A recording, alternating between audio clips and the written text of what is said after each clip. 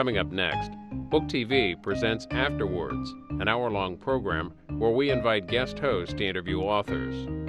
This week, Boston Globe reporter Sally Jacobs and her first book, The Other Barack. In this biography of President Obama's father, Sally Jacobs uses interviews with friends, colleagues, co-workers, and family members to present a thorough picture of the career and life of Barack Obama Sr. She discusses her findings with veteran White House reporter Kenneth Walsh of U.S. News and World Report.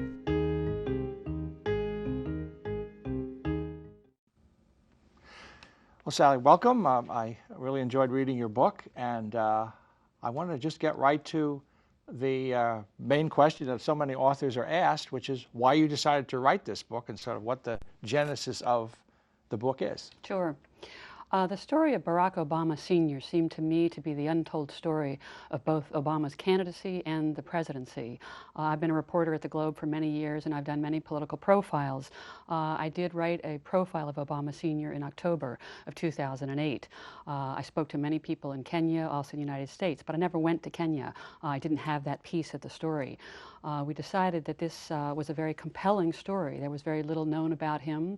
Obama Jr. certainly wrote about him in his book, but he only goes so far. He tells what his experience was of his father. Right. It seemed to me this was a book that needed to be written. Right. And in the process of working on the book, you said you went to Kenya, and I know you described that in the book itself. Tell us a little bit about what that was like.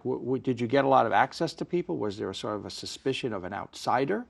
Was there sort of a racial dimension, a white reporter talking about an African family? Sure. All of those things are true in some ways. I went to Kenya 5 times. I found many wonderful people who helped me a lot, who knew Obama Sr. very well. There's many of them that worked with him, who knew him, many family members. Some people were very eager to talk. Because this was such a high-profile presidency and they're so proud of Obama Jr., some people wanted to tell the very positive story. Right. Obama Sr., the father, is a very complex character, as you know, since you've read the book. A very passionate person, also a very self-destructive person. Because of that, I think there were people, certainly in the family, who didn't particularly want the story told, or only a certain kind. I think that I was a white woman coming in to tell it also raised some concerns. This is their story. Right. And I certainly did run into that as well. Right. But in the end, you were happy with how the sourcing worked and how the people you talked to and the access you were given.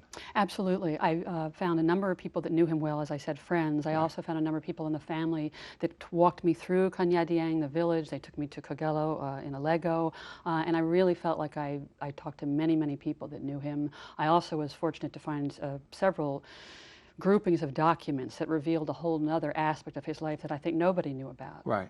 Well, let's really start from the beginning.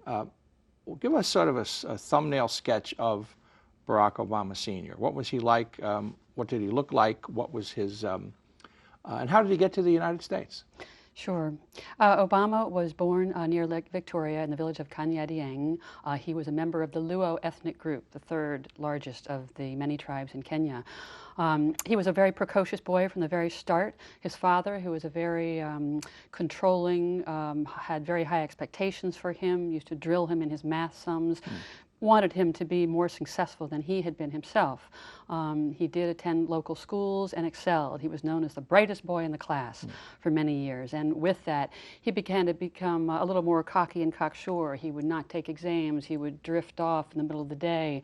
But because he was so smart, he was accepted into what is known as the Maseno School, a very prestigious school, largely for Luos. Then it was created for the sons of chiefs, Luo chiefs. And this meant that he was going to be made. He was going to be very successful, have a good career. That didn't happen. Obama got into trouble at the Maseno School. Nothing huge, but it was a series of small offenses. Obama loved to argue. There was nothing he couldn't argue about. It wasn't so much that he believed in his point of view, but he wanted to cross you. If his friend describes how he would be taking the cattle out to go graze, and Obama would say, "Don't take them to that field. You can't go to that field. You must go to the other one." That's the kind of thing he would argue about. He would argue with his professors, which you were not supposed to do. You were supposed, it was top down at that point, and you didn't argue, which he always did. He would lay on the grass, which was a cardinal sin. This was a very trim green lawn, and you were supposed to go around it. You were supposed to hand dry your dishes at the Maseno School. He would lay them in the sun. And on the infractions went. Finally, a letter shows up at the principal's office complaining about all sorts of things at the school. The teachers are no good, the beds are hard, the food is bad. It's not signed. But the principal puts two and two together. Many people think that Obama wrote it. Whether he did or didn't, Principal Bowers decided that he had had enough of Barack Obama. What he did was he decided that he would not allow Obama to continue at the Massena School, and furthermore, he would not recommend him for a high school. The next step. This was a critical blow for Obama. It meant he would not have that high school degree. It meant he could not take the Cambridge entrance exam, which is what he would need to go on to the next step. I see, right. And then how did he get this to this point of being so interested in excelling?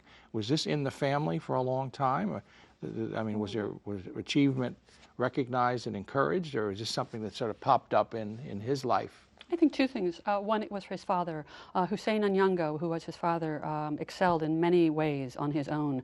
He too was very smart. When the British came at the end of the 19th century to England, to Kenya, he was very curious about them and traveled to Nairobi. He worked for the white man, he learned their ways, and really took it upon himself to improve himself, and he had high expectations for his son. As I mentioned, he would drill him on his math sums. No dinner. If you didn't do well, you might be sent to your room.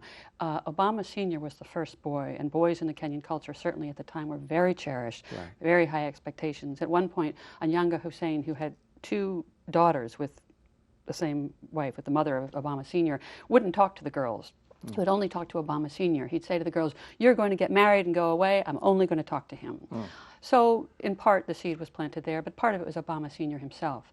One of the things that he has in common with his son is not only was he very intelligent, he was very ambitious. Right.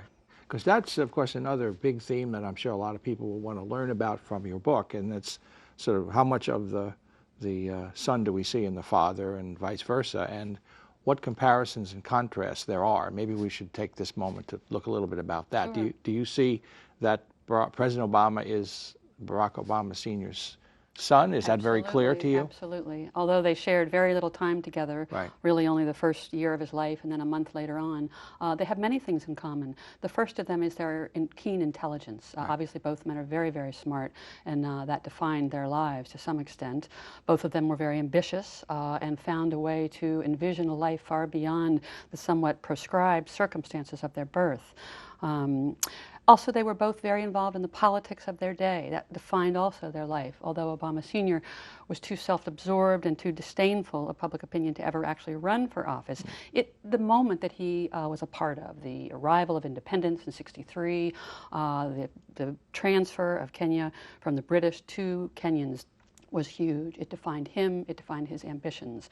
Lastly, both of them had in common an absent parent, which I think was quite profound. Certainly for Obama Jr., the president, he's written about his father, struggles with identity. What does it mean to not have a father president? What does it mean to have this particular father?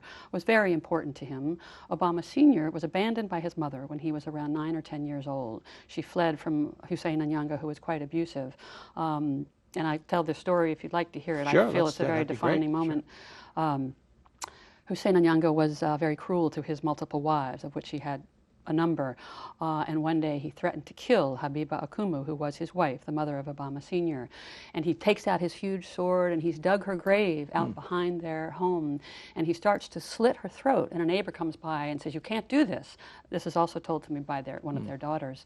And she's so afraid and so tired of being abused that she decides to leave. So one night she comes to Obama and his sister Sarah and says, "I'm leaving and I'm going back home, but come and find me if you can." And a few days later she leaves.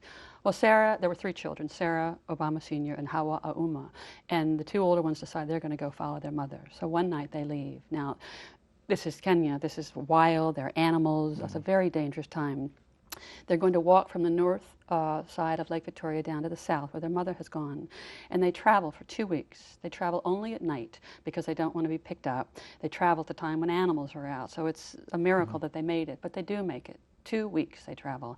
And when they get there to Kanyadiang, their village from where they were born, somebody alerts Hussein Onyango, and he comes and is heartbroken and cries for the first time and drags them back. They do not see their mother, and they are punished for this.